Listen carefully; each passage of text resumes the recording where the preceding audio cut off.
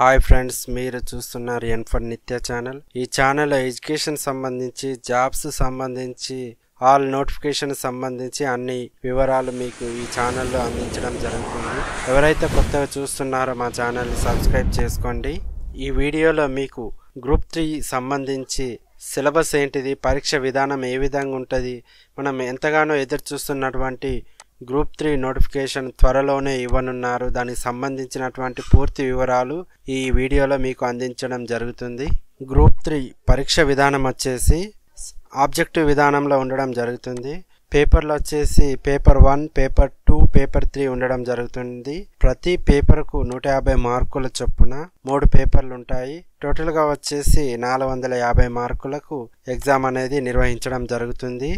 Paper 1 వచ్చేసి దాంట్లో general studies మరియు జనరల్ ఎబిలిటీ ఉంటుంది. దానికి సంబంధించి ఆబ్జెక్టివ్ విధానంలో 150 ప్రశ్నలు ఇవ్వడం జరుగుతుంది. సమయం వచ్చేసి 2.5 గంటలు. గరిష్టంగా మనకు మార్కులు వచ్చేసి 150 మార్కులు.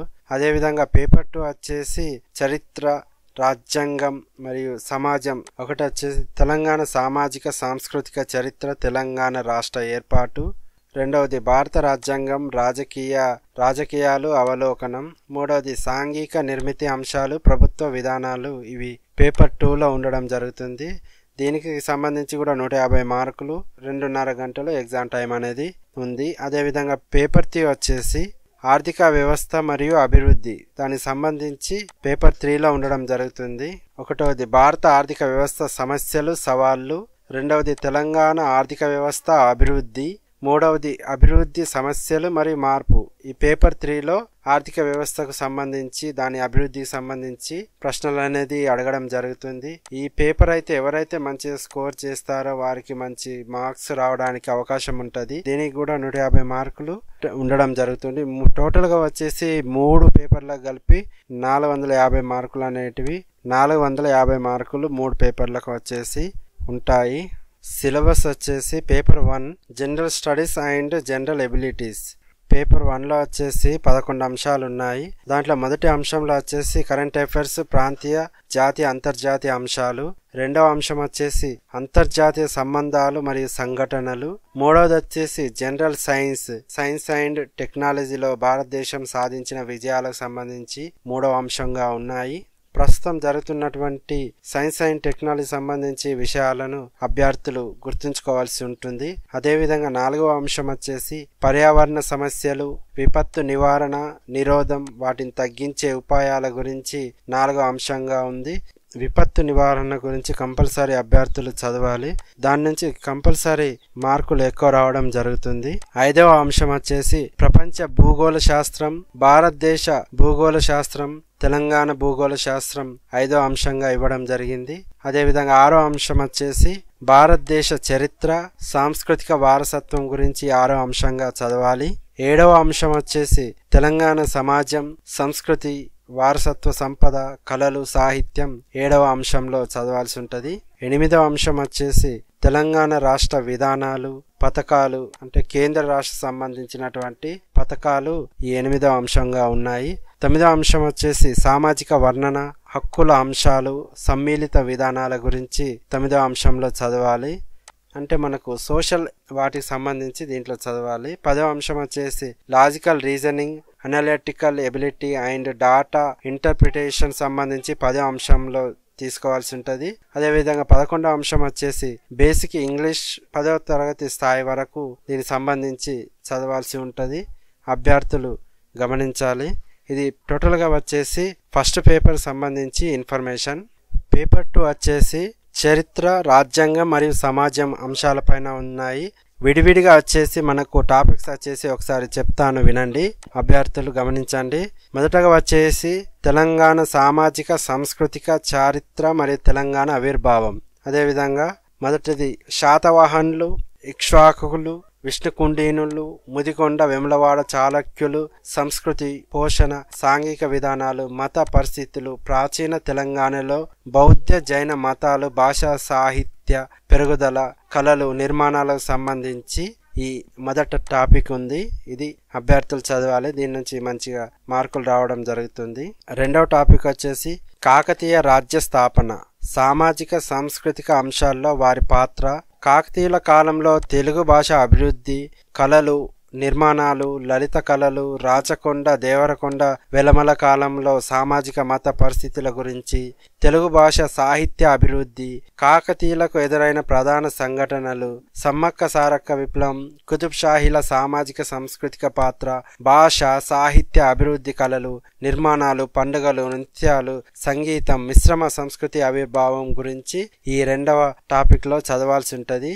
ముఖ్యంగా వచ్చేసి కాకతీయుల కాలం నాటి సామాజిక సాంస్కృతిక ఏ విధంగా ఆచారాలు ఉన్నాయో వాటికి సంబంధించి ఎక్కువ చూడాల్సి ఉంటుంది.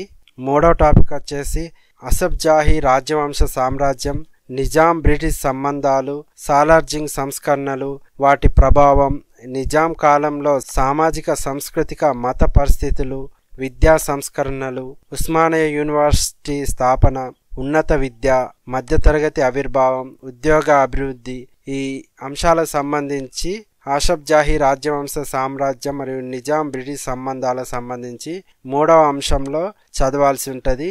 అభ్యర్థులు చదవాలి.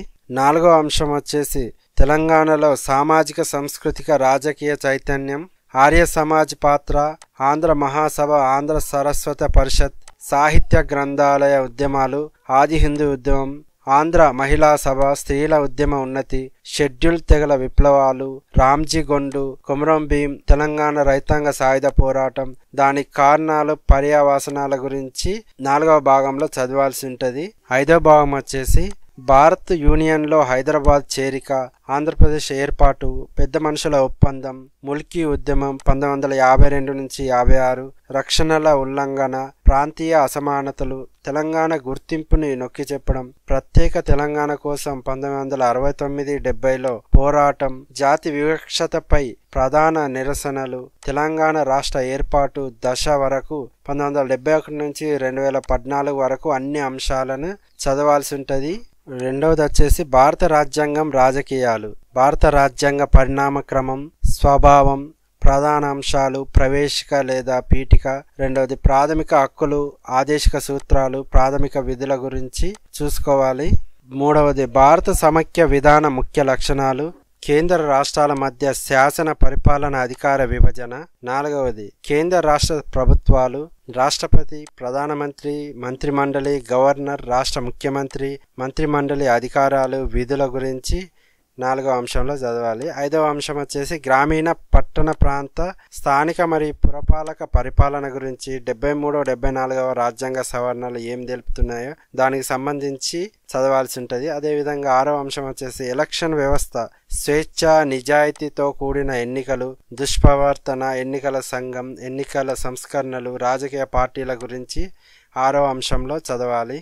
ఏడవ అంశంలో వచ్చేసి భారతదేశంలో న్యాయ వ్యవస్థ క్రియాశీలత, దానికి సంబంధించి ఏడవ అంశంలో చదవాలి.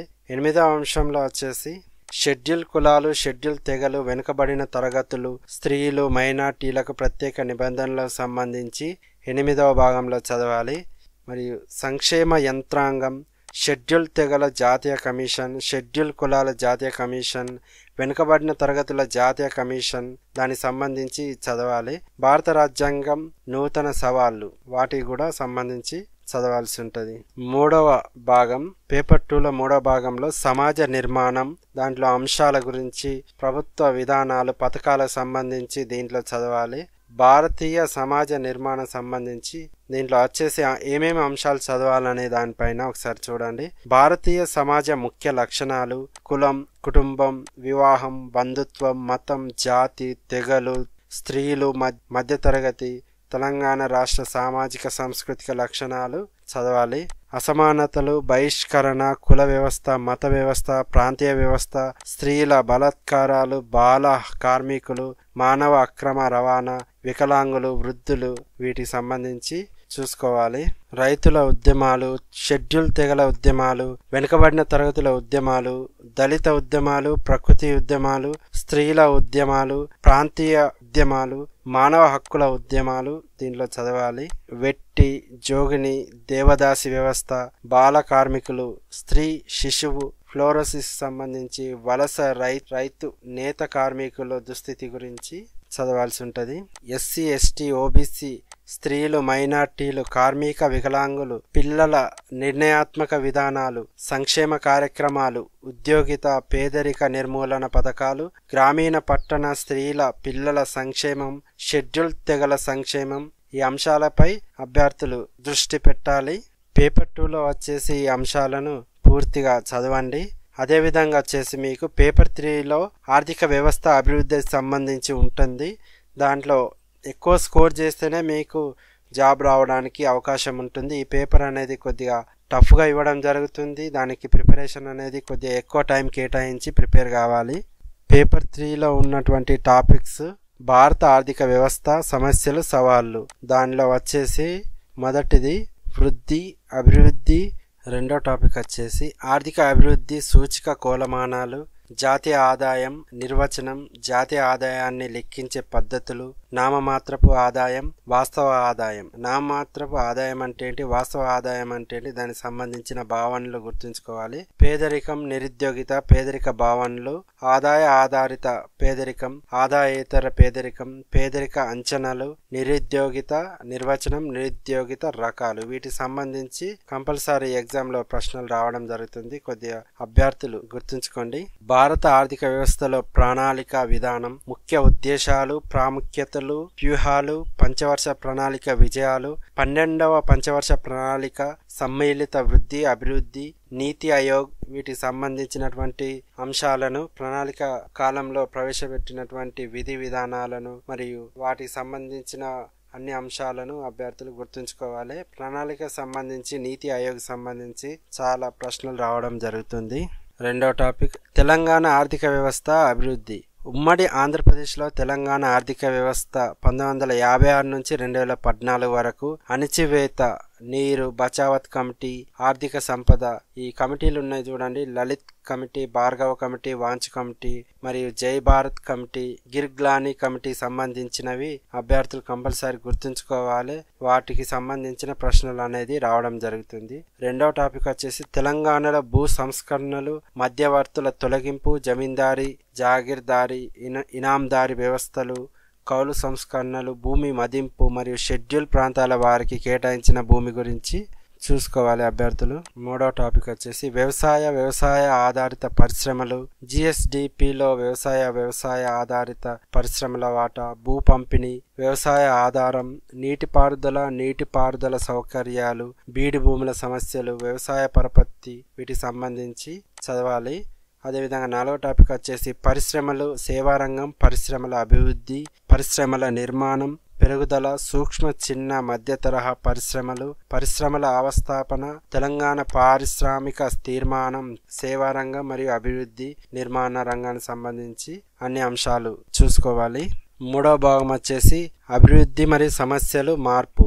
దాంట్లో వచ్చేసి ఒకటవది అభివృద్ధి గతిశీలత, భారతదేశంలో ప్రాంతీయ అసమానతలు, సామాజిక అసమానతలు, కులం, తెగలు, స్త్రీ పురుష, మతం, లింగ భేదాలు, వలసలు, పట్టణీకరణ గురించి చదవాలి.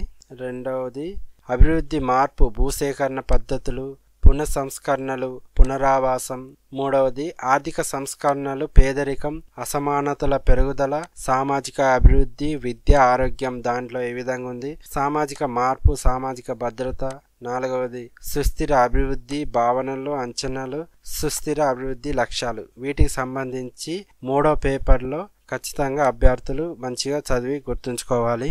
First paper, second paper, third paper వచ్చేసి, మూడో పేపర్ వచ్చేసి మంచి స్కోర్ చేస్తే మిగతా general studies paper, second paper ఇది కొంతవరకు మార్కులు అనేటివి స్కోర్ చేయవచ్చు. మీకు జాబు వచ్చేది రానిది అనేది థర్డ్ పేపర్ అనేది మీకు నిర్ణయిస్తుంది. ఆ థర్డ్ పేపర్లో వచ్చే మార్కుల ఆధారంగానే మీకు గ్రూప్ 3 జాబ్ వస్తుందా రాదా అనేది అభ్యర్థులకు అర్థమైపోతుంది. ఓకే ఫ్రెండ్స్, మీకు మరిన్ని ప్రతి అప్డేట్స్ కోసం మా ఛానల్ సబ్స్క్రైబ్ చేసుకోండి. Thank you watching my N4 Nitya channel. Thank you all of you.